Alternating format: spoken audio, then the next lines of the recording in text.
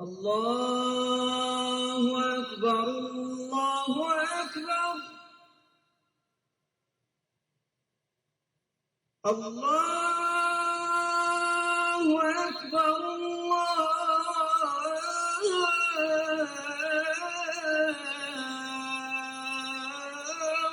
أكبر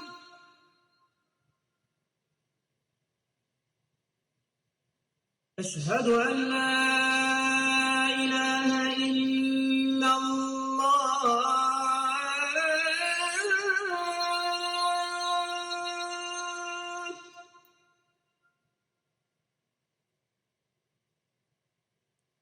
أشهد أن لا إله إلا الله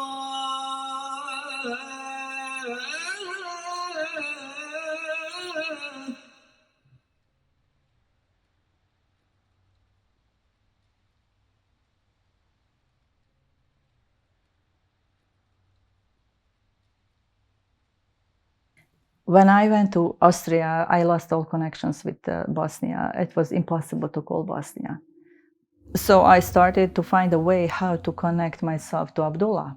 You know, I was in love. Like, you know, young people, they just think, oh, this is my love. And I tried to find a way how to connect to him. And there was a newspaper that they were sending letters to Bosnia. And I tried. I just wrote a few letters, a few words. I'm alive. This is my address. I lived here, and that's it. I was thinking maybe he will never get this letter, but he did.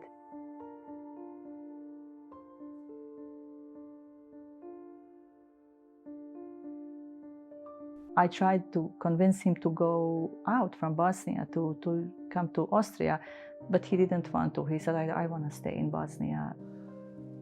In one point, I think I wrote, I really cannot leave my country, something like that. If you can come, just, I wrote, like, if you can come.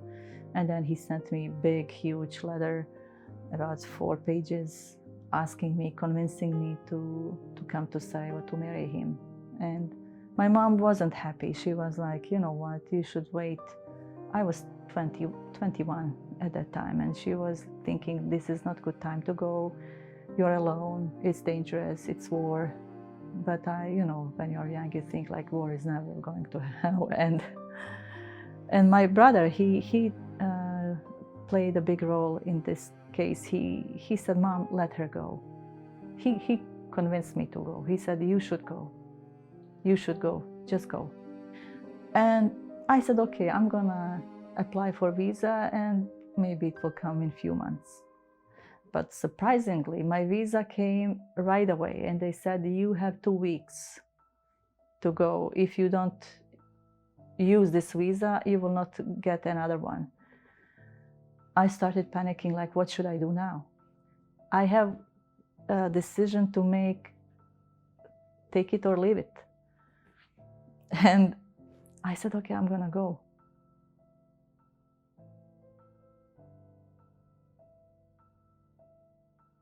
The bus was leaving from Vienna to Zenica. Zenica is a small town located 50 kilometers from Sarajevo. And I had a friend in Zenica, so I was thinking, okay, when I go there, I'm gonna stay with my friend, and if nothing happens, I will be there. And the bus didn't have lots of passengers, about 10 people, including bus driver. Who's gonna protect me if something happens to me during that journey? I was the only one with hijab. I was too crazy. It was really dangerous. But in that time, I just had a faith that nothing is gonna happen to me, nothing bad.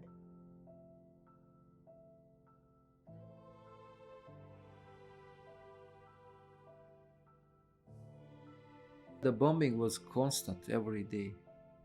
So it was not just, killing. It was just kind of also psychological part, just to keeps you kind of, okay, we are there, we will make you kind of crazy, So that part was constant,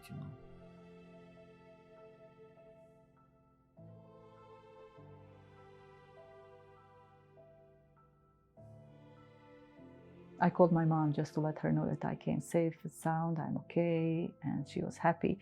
And then I'm like, okay, I'm gonna call Abdullah just randomly. I know he's not there. He's on his duty. He will not come. And I told to myself, I will just try. I called him. He answered. I couldn't believe. I'm like, is this you? Yeah.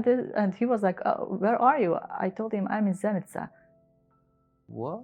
Like, wow, it was, I asked my commander, please give me, a couple days, something, just, and, he gave me permission. I went, He came next day to Zenica, and we met first time after 2 years, 2.5 years.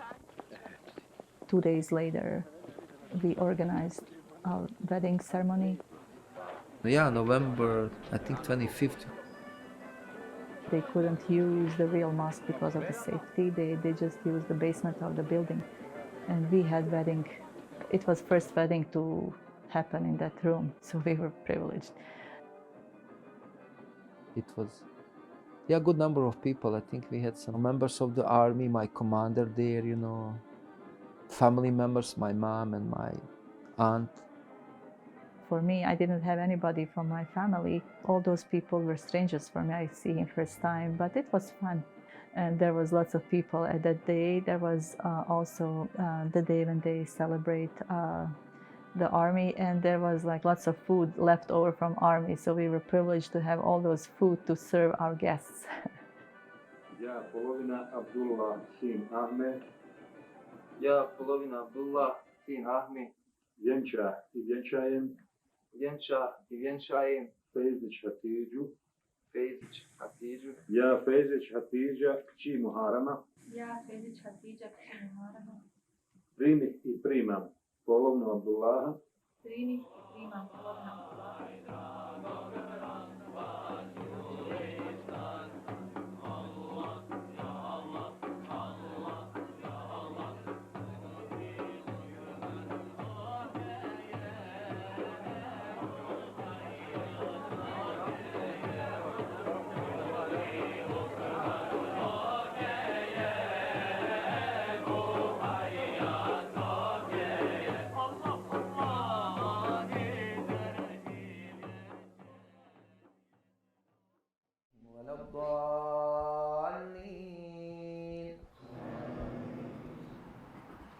ألهاكم التكاثر حتى زرتم المقابر كلا سوف تعلمون ثم كلا سوف تعلمون كلا لو تعلمون علم اليقين لترون الجحيم ثم لترونها عين اليقين ثم لتسألن يومئذ عن النعيم. الله أكبر.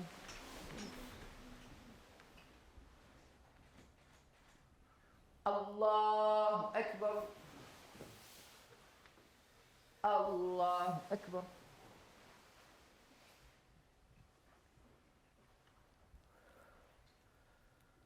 The values that we are taught in Islam call upon humankind to have mutual respect for one another despite our different beliefs. We must also step forward with confidence and courage. We must believe that we play the same role as others in bringing this beautiful country to the next level.